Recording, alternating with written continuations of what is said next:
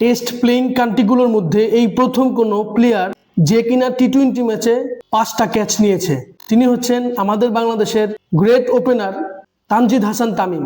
আজকে অধিকাংশ Ireland ব্যাটাররা catch out হয়েছে, সেখান থেকে তানজিদ হাসান তামিম একাই 5টা ক্যাচ নিয়েছেন।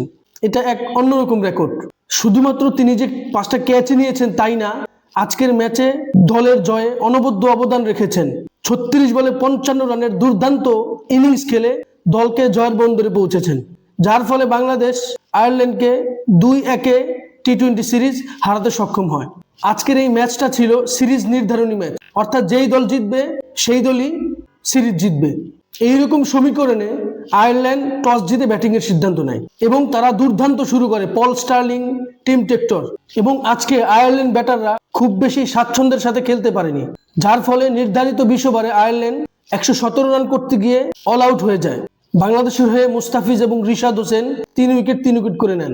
জবাবে বাংলাদেশ ব্যাট করতে নেমে সাইফ হাসান এবং তানজিদ হাসান তামিম দুর্দান্ত সূচনা করেন। সাইফ হাসান আউট হলে পরবর্তীতে লিটন দাস আউট হয়ে যান।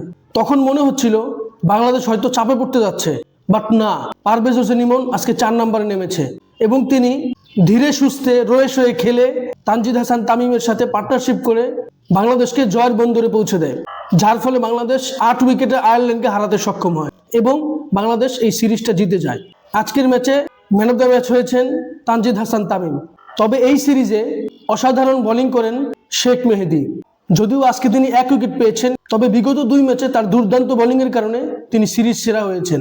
অনেক অনেক অভিনন্দন বাংলাদেশ ক্রিকেট দলকে, কেননা বাংলাদেশ সিরিজের প্রথম ম্যাচটা আয়ারল্যান্ডের কাছে যেভাবে হেরেছিল, তখন মনে হচ্ছিল পরবর্তী 2 ম্যাচ থেকে যে কোনো এক ম্যাচ বাংলাদেশ হেরে গেলে এই সিরিজটা তারা হেরে যাবে।